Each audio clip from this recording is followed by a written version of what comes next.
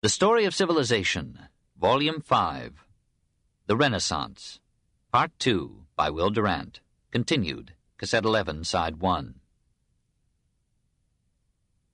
Veronese was also the greatest decorative painter of the Italian Renaissance, ever ready to conceive some delightful turn or surprise of color and form, like the man suddenly stepping out from behind a curtain half drawn across a classic portal in a fresco at the Villa Macer. But he was too joyously intent upon surface melodies to hear the subtle overtones, tragic discords, and deeper harmonies that make the greatest paintings great. His eye was too quick, his art too eager to picture all that it saw, and more that it merely imagined. Turks at the baptism of Christ, Teutons in the house of Levi, Venetians at Emmaus, dogs everywhere. He must have loved dogs, he made so many of them. He wanted to portray the brightest aspects of the world, and did so with unmatched radiance. He pictured Venice in a sunset glow of the joy of life. In his world, there are only handsome nobles, stately matrons, bewitching princesses, voluptuous blondes, and every second picture is a feast. All the art world knows the story, how the officers of the Inquisition, pursuant to a decree of the Council of Trent that all erroneous teaching must be avoided in art, summoned Veronese before them in 1573 and demanded to know why he had introduced so many irreverent irrelevancies into the feast in the house of Levi. Parrots, dwarfs, Germans, buffoons, halberdiers. Paolo replied boldly that his commission was to ornament the picture as seemed good to me. It was big and with room for many figures. Whenever an empty space in a picture needs filling up, I put in figures as the fancy takes me, partly to balance the composition and also, doubtless, to feast the observant eye. The Inquisition ordered him to amend the painting at his own cost, which he did. That inquest marked the passage in Venetian art from the Renaissance to the counter-reformation. Veronese had no distinguished disciples, but his influence overleaped generations to share in molding the art of Italy, Flanders, and France. Tiepolo recaptured his decorative flair after a long intermission. Rubens studied him carefully, learned the secrets of Paolo's coloring, and inflated Veronese's plump females to Flemish amplitude. Nicolas Poussin and Claude Lorraine found in him a guide to the use of architectural ornament in their landscapes, and Charles Lebrun followed Veronese in designing vast murals. To Veronese and Correggio, the painters of 18th century France looked for inspiration in their idols of fêtes champêtres and aristocratic lovers playing at Arcadia. Here stemmed Watteau and Fragonard. Here rose the rosy nudes of Boucher, the gracious children and women conceived by Greuze. Here, perhaps, Turner found something of the sunshine with which he illuminated London. So, in Veronese's blaze of color, ended the golden age of the Adriatic queen. Art could hardly go further in the direction that it had followed from Giorgione to Veronese. Technical perfection had been reached, the heights had been scaled. Now there would be a slow descent until, in the 18th century, Tiepolo would rival Veronese in decorative painting, and Goldoni would be the Aristophanes of Venice in a last burst of splendor before the Republic's death. 6. Perspective. As we look back across the heyday of Venetian art and diffidently seek to assess its role in our heritage, we may say at once that only Florence and Rome rivaled it in excellence, splendor, and scope. It is true that the Venetian painters, even Titian, probed less deeply than the Florentines into the secret hopes and feelings, the despairs and tragedies of men, that often they loved the raiment and the flesh too keenly to reach the soul. Ruskin was right. After the Bellini, and excepting Lotto, real religion fades from Venetian art. The Venetians could not help it if the collapse of the Crusades, the triumph and spread of Islam, the deterioration of the papacy at Avignon and in the Papal Schism, the secularization of the papacy under Sixtus IV and Alexander VI, and finally the secession of Germany and England from the Roman Church, had weakened the faith even of the faithful, and had left many vigorous spirits no better philosophy than to eat and drink and mate and disappear. But never elsewhere had Christian art and pagan art lived in such contented harmony. The same brush that painted a virgin painted a Venus next, and no one effectively complained. Nor was it a sybaritic art or life of luxury and ease. The artists worked themselves to exhaustion, and the people whom they portrayed were often men who fought battles and governed states, or women who ruled such men. The Venetian painters were too enamored of color to match the careful draftsmanship of the Florentine masters, but they were good draftsmen nonetheless. A Frenchman once said that l'été c'est un coloriste, l'hiver c'est un dessinateur. Summer is a colorist, winter is a designer. The leafless trees reveal pure line. But those lines are still there under the green of spring, the brown of summer, and autumn's gold. Beneath the glory of color in Giorgione, Titian, Tintoretto, and Veronese, there is line, but it is absorbed by the color, as the structural form of a symphony is concealed by its flow. Venetian art and literature sang the glory of Venice even as her economy sank to ruin in a Mediterranean dominated at one end by the Turks and deserted at the other by a Europe seeking American gold. And perhaps the artists and poets were justified. No vicissitudes of trade or war could extinguish the proud memory of a marvelous century, 1480 to 1580, during which the Mocenigo and Priuli and Loredani had made and saved imperial Venice, and the Lombardi and Leopardi had adorned her with statuary, and Sansovino and Palladio had crowned her waters with churches and palaces, and the Bellini and Giorgione and Titian and Tintoretto and Veronese had lifted her to the art leadership of Italy, and Bembo had sung impeccable songs, and Minucius had poured forth to all who cared the literary heritage of Greece and Rome, and the irredeemable, irrepressible Mephistophelian scourge of princes had sat enthroned on the Grand Canal, judging and milking the world. Chapter 23, the last chapter, The Waning of the Renaissance, 1534 to 1576. 1. The Decline of Italy. The wars of invasion were not yet at an end, but they had already changed the face and character of Italy. The northern provinces had been so devastated that English envoys advised Henry VIII to leave them to Charles as a punishment. Genoa had been pillaged, Milan had been taxed to death, Venice had been subdued by the League of Cambrai and the opening of new trade routes. Rome and Pavia had suffered sack, Florence had been starved and financially bled, Pisa had half destroyed herself in her struggle for freedom, Siena was exhausted with revolutions. Ferrara had impoverished herself in her long contest with the popes and had dishonored herself by abetting the irresponsible attack upon Rome. The kingdom of Naples, like Lombardy, had been ravaged and plundered by foreign armies and had long languished under alien dynasties. Sicily was already the nursery of brigands. The only consolation of Italy was that its conquest by Charles V had probably saved it from spoliation by the Turks.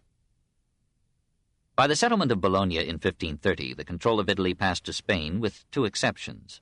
Cautious Venice retained her independence, and the chastened papacy was confirmed in its sovereignty over the states of the Church. Naples, Sicily, Sardinia, and Milan became Spanish dependencies, ruled by Spanish viceroys. Savoy and Mantua, Ferrara and Urbino, which had usually supported or connived with Charles, were allowed to keep their indigenous dukes subject to their good behavior. Genoa and Siena retained their republican forms, but as Spanish protectorates. Florence was compelled to accept another line of Medici rulers, who survived by cooperating with Spain. The victory of Charles marked another triumph of the modern state over the Church. What Philip IV of France had begun in 1303 was completed by Charles and Luther in Germany, by Francis I in France, by Henry VIII in England, and all in Clement's pontificate. The powers of northern Europe had not only discovered the weakness of Italy, they had lost their fear of the papacy. The humiliation of Clement injured the respect that the Transalpine populations had felt for the popes, and prepared them mentally for their secession from Catholic authority. In some ways, the Spanish hegemony was a boon to Italy. It put an end for a time to the wars of the Italian states against one another, and after 1559 it ended, till 1796, the battles of foreign powers on Italian soil. It gave the people some continuity of political order and quieted the fierce individualism that had made and unmade the Renaissance. Those who craved order accepted the subjugation with relief. Those who cherished freedom mourned. But soon the costs and penalties of peace by subjection damaged the economy and broke the spirit of Italy. The high taxes levied by the viceroys to sustain their pomp and soldiery, the severity of their laws, the state monopolies in grain and other necessaries, discouraged industry and commerce, and the native princes, competing in vain luxury, followed the same policy of taxing to frustration the economic activity that supported them. Shipping declined to a point where the surviving galleys could no longer protect themselves from Berber pirates, who raided ships and coasts and carried Italians off to serve Moslem dignitaries as slaves. Almost as irksome were the foreign troops quartered on Italian homes, openly despising a once unrivaled people and civilization, and contributing more than their share to the sexual laxity of the age. Another misfortune befell Italy, more enduringly disastrous than the devastations of war and the subjection to Spain. The rounding of the Cape of Good Hope in 1488 and the opening of an all-water route to India in 1498 provided a cheaper means of transport between the Atlantic nations and Central Asia and the Far East than the troublesome route across the Alps to Genoa or Venice, thence to Alexandria, overland to the Red Sea, and again by ship to India. Moreover, the control of the eastern Mediterranean by the Turks made that route hazardous, subject to tribute, piracy, and war. And this was still more true of the route via Constantinople and the Black Sea. After 1498, Venetian and Genoese trade and Florentine finance declined. As early as 1502, the Portuguese bought so much of the available pepper in India that the Egyptian Venetian merchants there found little left for export. The price of pepper rose 1/3 in a year on the Rialto, while in Lisbon it could be had for half the price that merchants had to charge in Venice. The German traders began to desert their fondaco in the Grand Canal and transfer their buying to Portugal. Venetian statesmanship almost solved the problem in 1504 by proposing to the Mameluke government of Egypt a united enterprise to restore the old canal system between the Nile Delta and the Red Sea. But the Turkish conquest of Egypt in 1517 blocked the plan. In that year, Luther pinned his rebel theses to the door of a Wittenberg church. The Reformation was both a cause and a result of the economic decline of Italy. It was a cause insofar as it diminished the movement of pilgrims and ecclesiastical revenues from the northern nations into Rome. It was an effect insomuch as the replacement of the Mediterranean-Egyptian route to India by the all-water route and the development of European commerce with America enriched the Atlantic countries while helping to impoverish Italy.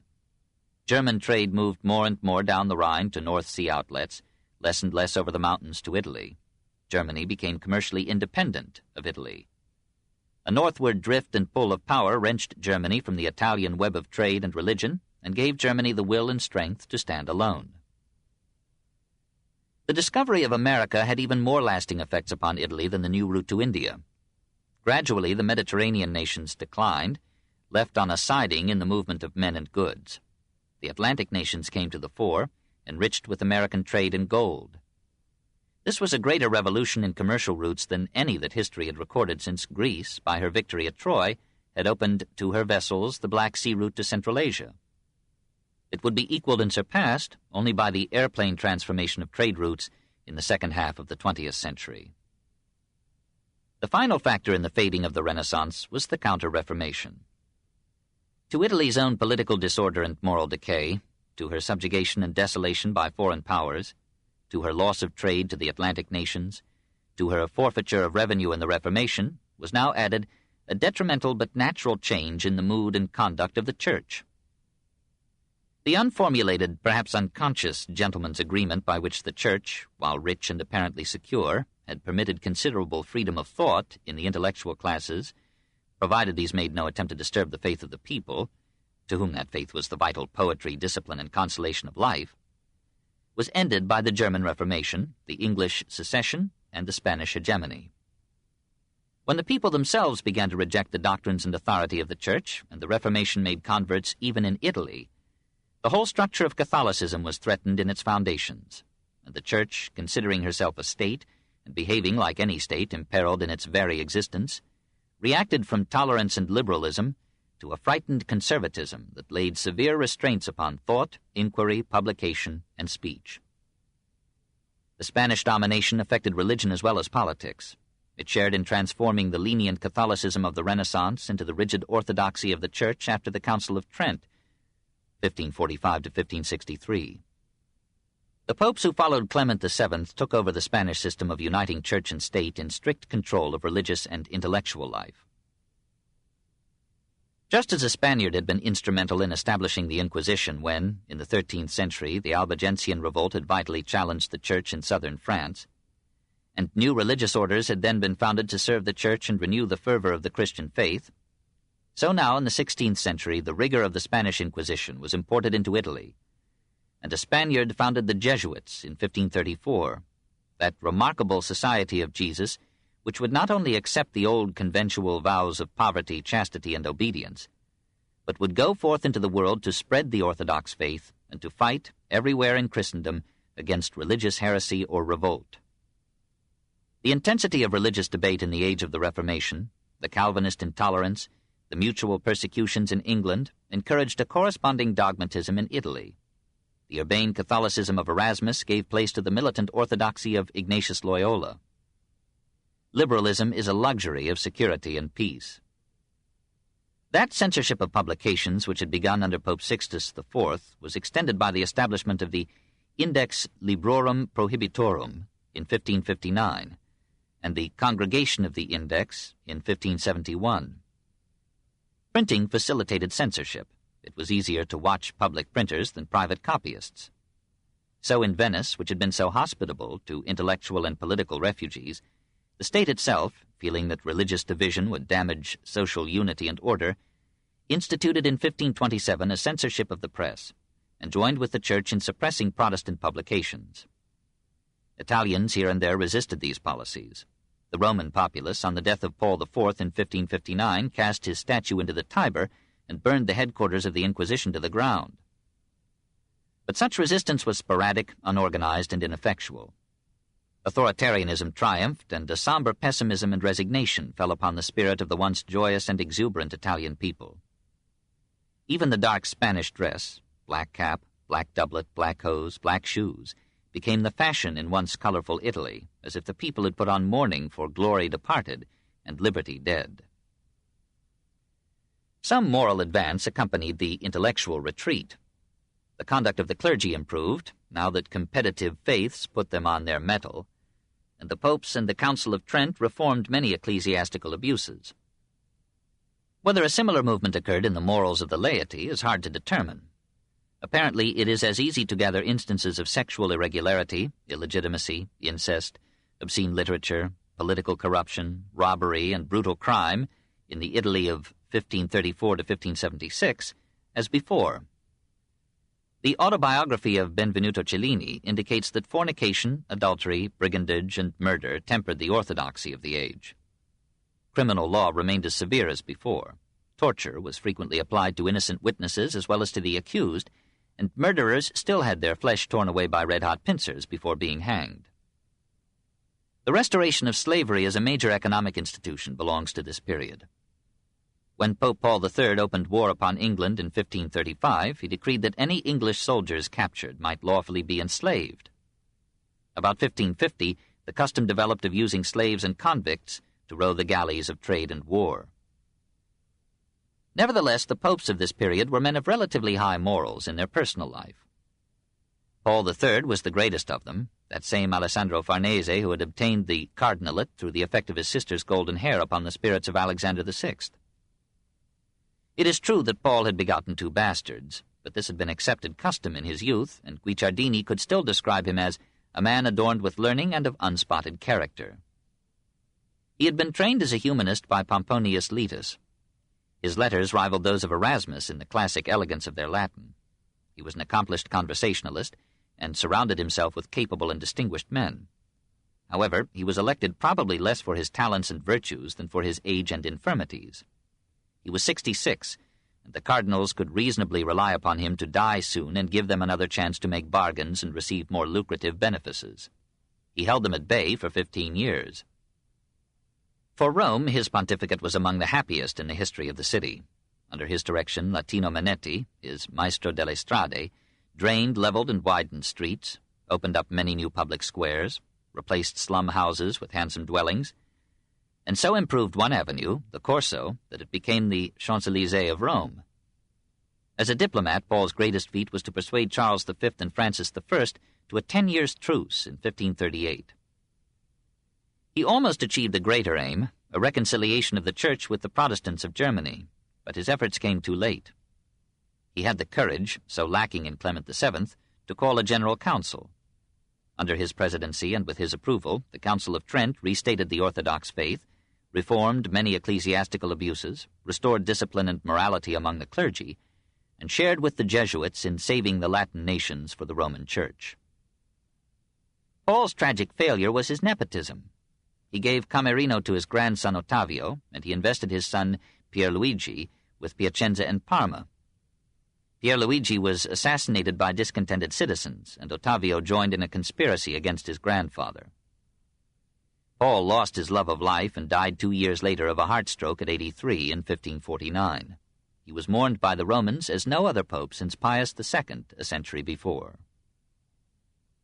2. Science and philosophy. In those sciences that did not affect theology, Italy continued to make such moderate progress as could come from a nation predominantly disposed to art and literature, and in reaction against an intellect that had discarded conscience. Baroli, Eustachio, and Falloppio, whose names are embedded in the terminology of modern anatomy, date from this brief age. Niccolo Tartaglia found a way to solve cubic equations. He confided his method to Jerome Cardan, Geronimo Cardano, who published it as his own in 1545. Tartaglia challenged him to an algebraic duel in which each was to propose 31 problems to be solved by the other. Cardan accepted, but disdainfully delegated one of his pupils to solve Tartaglia's problems. The pupil failed, Tartaglia succeeded, but Cardan wrote a strange and fascinating autobiography which has kept his head above the lethe of time. It begins with the startling candor that characterizes it to the end. Although various abortive medicines, as I have heard, were tried in vain, I was born on September 24, 1501. Since Jupiter was in the ascendant and Venus ruled the horoscope, I was not maimed save in the genitals, so that from my 21st to my 31st year I was unable to lie with women. And many a time I lamented my fate, envying all other men their good fortune. This was only one of his disabilities. He stuttered, suffered all his life from hoarseness and catarrh of the throat, frequently from indigestion, palpitation of the heart, rupture, colic, dysentery, hemorrhoids, gout, itching skin, a cancerous growth on the left nipple, the plague, tertian fever, and an annual period of sleeplessness lasting about 80 days. In 1536 I was overtaken with an extraordinary discharge of urine, and although for nearly 40 years I've been afflicted with this trouble, giving from 60 to 100 ounces in a single day, I live well. Endowed with all this clinical experience, he became a successful physician, cured himself of almost everything except vanity, achieved the reputation of being the most sought-for physician in Italy, and was called as far afield as Scotland to cure an incurable bishop, whom he cured. At 34 he gave public lectures in Milan on mathematics, and at 35 on medicine. In 1545, borrowing a title from Raymond Lully, he published a book, Ars Magna, wherein he made substantial contributions to algebra, which still speaks of Cardan's rule for solving cubic equations. He was apparently the first to perceive that quadratic equations might have negative roots. With Tartaglia, and long before Descartes, he considered the application of algebra to geometry. In De Subtilitate Rerum in 1551, he discussed painting and color. In De Rerum Varietate in 1557, he summarized the physical knowledge of his time. Both of these books owed much to Leonardo's unpublished manuscripts. Amid sickness, travels, and devastating tribulations, he wrote 230 books, of which 138 have been printed. Some he had the courage to burn. He taught medicine in the universities of Pavia and Bologna, but so mingled his science with occultism and braggadocio that he forfeited the respect of his colleagues. He devoted a large volume to the relations between the planets and the human face. He was as expert and absurd as Freud in interpreting dreams, and as firm a believer in guardian angels as Fra Angelico. Yet he named, as the 10 greatest intellects in history, men not overwhelmingly Christian: Archimedes, Aristotle, Euclid, Apollonius of Perga, Archytas of Tarentum, Al-Khwarizmi, Al-Kindi, Gebir, Duns Scotus, and Richard Swineshead. All scientists except Duns. Cardan made 100 enemies, invited 1,000 calumnies, married miserably, and fought unsuccessfully to save his eldest son from being executed for poisoning an unfaithful wife. In 1570 he moved to Rome. He was arrested there for debt or heresy or both, but Gregory XIII released and pensioned him. At 74 he wrote De Vita Propria Liber, a book of my own life, one of 3 remarkable autobiographies composed in this period in Italy. With almost the garrulousness and fidelity of Montaigne, he analyzes himself: body, mind, character, habits, likes and dislikes, virtues and vices, honors and dishonors, errors and prophecies, illnesses, eccentricities, and dreams. He accuses himself of obstinacy, bitterness, unsociability, hasty judgment, pugnacity, cheating at gambling, vengefulness, and mentions the debaucheries of the Sardanapalian life I led in the year when I was rector of the University of Padua. He lists things in which I feel that I have failed, especially the proper rearing of his sons. But he lists also 73 books that mention him, tells of his many successful cures and predictions, and his invincibility in debate. He bemoans the persecutions to which he was subjected and the hazards that beset me on account of my unorthodox views. He asks himself, "What animal do I find more treacherous, vile, and deceitful than man?" and offers no reply. But he records many things that give him happiness, including change, food, drink, sailing, music, puppies, cats, continence, and sleep. Of all ends that man may attain, none seems more worthy or more pleasing than the recognition of truth. His favorite pursuit was medicine, in which he achieved many surprising cures. Medicine was the only science that made any significant progress in this period of Italy's decline. The greatest scientists of the age spent many years in Italy as students and teachers: Copernicus from 1496 to 1506, Vesalius from 1537 to 1546. But we must not steal them from Poland and Flanders to further honor Italy. Realdo Colombo, who succeeded Vesalius as professor of anatomy at Padua, expounded the pulmonary circulation of the blood in De Re Anatomica in 1558, probably unaware that Servetus had proposed the same theory 12 years before. Colombo practiced the dissection of human cadavers at Padua and Rome, apparently without ecclesiastical opposition. He seems also to have vivisected dogs. Gabriele Falloppio, a pupil of Vesalius, discovered and described the semicircular canals and the chorda tympani of the ear, and the tubes, now named after him, that bear the ova from the ovaries to the uterus. Bartolomeo Eustachio described and gave his name to the eustachian tube of the ear and the eustachian valve of the heart. To him also we owe the discovery of the abducens nerve, the suprarenal bodies, and the thoracic duct. Constanzo Varoli studied the pons varolii, a mass of nerves on the undersurface of the brain. We have no figures as to the effects of medicine on human longevity in the Renaissance. Varoli died at 32, Falloppio at 40, Colombo at 43, Eustachio at 50. On the other hand, Michelangelo lived to 89, Titian to 99, Luigi Cornaro to approximately a century. Born at Venice in 1467 or earlier, Luigi was rich enough to indulge in every luxury of food, drink, and love. These excesses caused me to fall a prey to various ailments, such as pains in the stomach, frequent pains in the side, symptoms of gout, a low fever that was almost continuous, and an unquenchable thirst. This evil condition left me nothing to hope for except that death should terminate my troubles. When he was 40, his physicians abandoned all medicaments and advised him that his only hope of recovery lay in a temperate and orderly life. I was not to partake of any foods, either solid or liquid, save such as are prescribed for invalids, and of these in small quantities only. He was allowed to eat meat and drink wine, but always in moderation, and he soon reduced his total daily intake to 12 ounces of food and 14 of wine. Within a year, he tells us, I found myself entirely cured of all my complaints. I grew most healthy, and have remained so from that time to this. That is, the age of 83. He found that this order and moderation of physical habits made for similar qualities and health of mind and character. His brain remained constantly in a clear condition. Melancholy, hatred, and the other passions left him. Even his aesthetic sense was sharpened, and all lovely things seemed to him now more beautiful than ever before. He spent a quiet and comfortable old age at Padua, undertook and financed public works, and wrote at 83 his autobiographical Discorsi della Vita Sobria. Tintoretto has pictured him for us in a delectable portrait.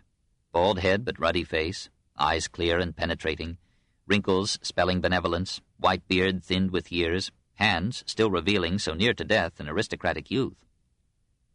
His octogenarian vivacity encourages us as he rallies those who thought life after 70 to be a meaningless valetudinarian procrastination.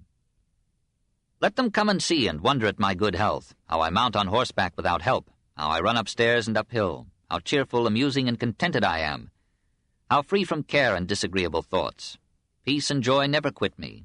All my senses, thank God, are in the best condition, including the sense of taste.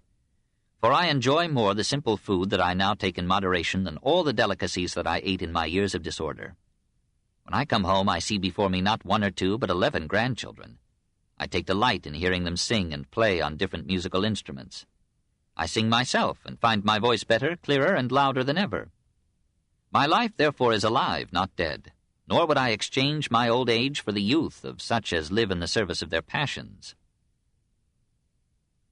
At 86, full of health and strength, he wrote a second discourse, expressing his joy at the conversion of several friends to his way of life. At 91, he added a third essay and told how, I constantly write and with my own hand 8 hours a day, and in addition to this I walk and sing for many other hours, for I feel when I leave the table that I must sing. Oh, how beautiful and sonorous my voice has become. At 92, he composed a loving exhortation to all mankind to follow the orderly and temperate life. He looked forward to completing a century, and to an easy death through the gradual diminution of his senses, feelings, and vital spirits. He died peacefully in 1566. Some say at 99, others at 103 or 4.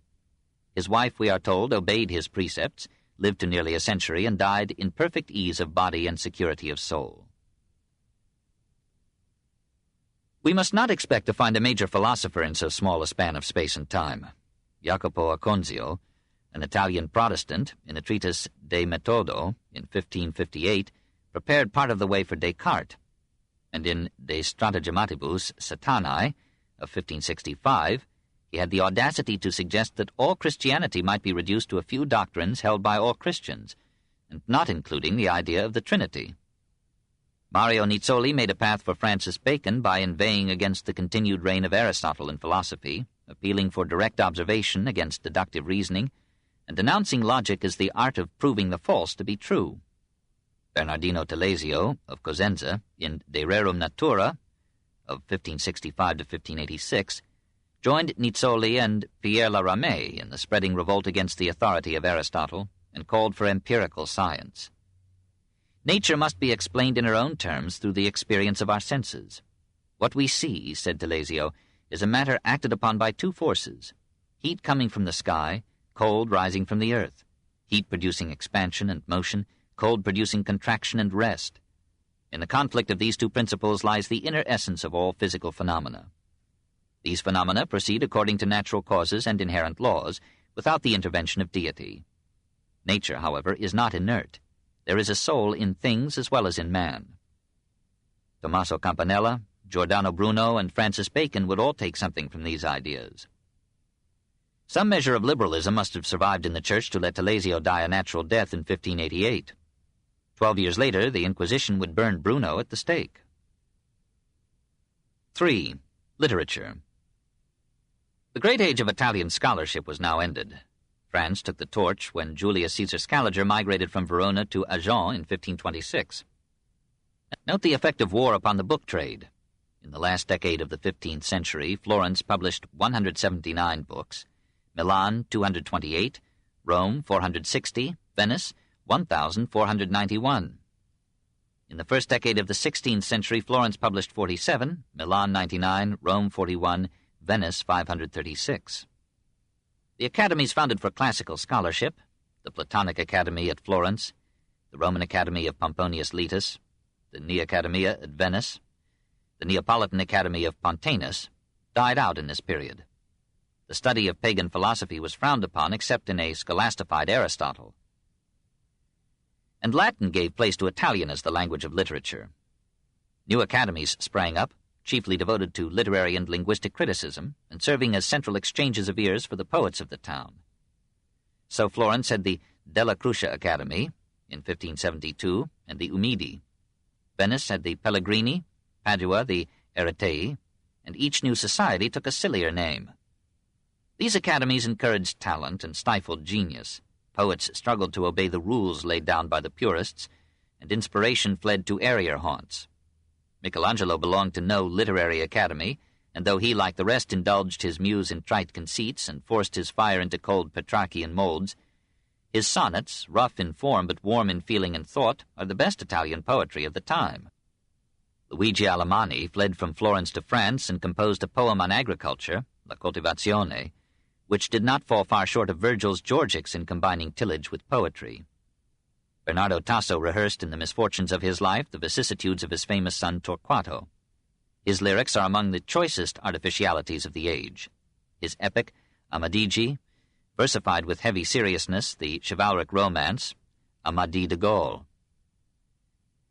The Italian public, missing in it Ariosto's leavening humor, gave it a quiet burial. The novella or short story had remained popular ever since the Decameron had given it a classic form. Written in simple language and usually describing dramatic incidents or intimate scenes of Italian life, the novelle were welcomed by all ranks. Often they were read aloud to avid listeners, none more avid than the letterless, so that their audience was all Italy. We may marvel today at the broad tolerance of Renaissance women who heard these tales without reported blushing. Love, seduction, violence, adventure, humor, sentiment, descriptions of scenery provided the material of the stories, and every class furnished types and characters. Almost every city had a skilled practitioner of the form. At Salerno, Tommaso de Guardati, known as Masuccio, published in 1476 his Novellino, 50 stories illustrating the generosity of princes, the incontinence of women, the vices of monks, and the hypocrisy of mankind. Less polished than Boccaccio's novelettes, they often surpassed them in sincerity, power, and eloquence. At Siena, the novella took on a highly sensuous quality, filling its pages with tales of unlicensed love. Florence had 4 famous novellieri. Franco Zacchetti, friend and imitator of Boccaccio, outwinded him by writing 300 novelle, whose vulgarity and obscenity made them almost universally popular. Agnolo Firenzuolo devoted many of his stories to satirizing the sins of the clergy. He described the goings-on in a dissolute convent, exposed the arts by which confessors induced pious women to leave legacies to monasteries, and himself became a monk of the Vallambrosan order. Anton Francesco Grazzini, known to Italy as Il Lasca, the Roach, excelled in comic stories, featuring the prankster Piluca, but he could also season his dish with sex and blood, as when a husband, finding his wife in adultery with his son, cuts off their hands and feet, cuts out their eyes and tongues, and lets them bleed to death on their bed of love. Anton Francesco Doni, a Servite monk and priest, was expelled from the cloister of the Annunciation in 1540, apparently for sodomy. At Piacenza he joined a club of profligates devoted to Priapus. In Venice he became a devoted enemy of Aretino, against whom he wrote a pamphlet ominously entitled Earthquake of Doni the Florentine with the Ruin of the Great Colossus and Bestial Antichrist of Our Age. Meanwhile composing novelle noted for their pungent humor and style. The best of the novellieri was Matteo Bandello, whose life spanned half a continent and most of a century, from 1480 to 1562. Born near Tortona, he was soon entered into the Dominican order, whose general was his uncle. He grew up in the monastery of Santa Maria delle Grazie in Milan. He was presumably there when Leonardo painted the Last Supper in the refectory, and when Beatrice d'Este was buried in the adjoining church. He lived at Mantua for 6 years as tutor in the ruling family, carried on a flirtation with Lucrezia Gonzaga, and saw Isabella fight with all her arts the coming of old age. Returning to Milan, he actively supported the French against the Spanish-German forces in Italy. After the French disaster at Pavia, his house was burned and his library was almost totally destroyed, including a Latin dictionary which he had almost completed. He fled to France, served Cesare Fregoso, general of the Dominicans, well, and was made Bishop of Agen in 1550. In his leisure hours he gathered together the 214 stories that he had written during the years, gave them their finished literary form, covered their mild indecency with his episcopal absolution, and had them printed in 3 volumes at Lucca in 1554 and a 4th at Lyon in 1573. As in the other novellieri, so in Bandello the plots turn mostly on love or violence, or the morals of friars, monks, and priests. A sweet lass revenges herself upon a faithless lover by tearing him to pieces with pincers. A husband forces his adulterous wife to strangle her lover with her own hands. A convent abandoned to debauchery is described with tolerant good humor. Some of Bandello's stories provided material for exciting dramas, as when Webster took from one of them the plot for The Duchess of Malfi. Bandello tells with feeling and skill the romance of Romeo Montecchio and Giulietta Cappelletti, and vividly conveys the passion of their love. Shall we sample him at his most romantic? Romeo, not daring to inquire who the damsel was, applied himself to feed his eyes on her lovely sight, and minutely considering all her movements, drank the sweet amorous poison, marvelously commending her every part and gesture. He was seated in a corner wherein, when dancing was toward, all passed before him. Giulietta, for so was the damsel called, was the daughter of the master of the house and giver of the feast, and she likewise, not knowing Romeo, but seeing withal that he was the handsomest and sprightliest youth that might be found, was marvelously pleased with his sight, and softly and furtively eyeing him a while askance, felt I know not what sweetness at heart, which all to flooded her with exceeding delight. Wherefore she would fain have had him join the dance, so she might the better see him and hear him speak. Her seeming as much delight should issue from his speech as she still drank in at his eyes, what while she gazed on him. But he sat all alone and showed no wish to dance. All his study was to ogle the fair damsel, and she thought of nothing but to look upon him, and so they viewed each other on such wise that, their eyes betimes encountering, and the flashing rays of the one and the other's glances mingling, they lightly perceived that they eyed each other amorously, or by token that, whensoever their eyes met, both filled the air with amorous sighs, and it seemed they desired for the nonce no other what than to discover one to other by speech their newborn flame. The climax in Bandello is subtler than in Shakespeare. Instead of Romeo dying before Juliet emerges from her coma, she awakes before Romeo feels the effect of the poison he has drunk in despair at her apparent death. In his joy at her recovery, he forgets the poison, and the lovers have a few moments of delirious joy. When the poison wreaks its force and Romeo dies, Juliet stabs herself with his sword. 4. Twilight in Florence, 1534 to 1574. It is easier to rule a state in its decline than in its youth. Diminished vitality almost welcomes subjugation. This book is continued at this point on the other side of this cassette. Please reverse or turn the cassette over now.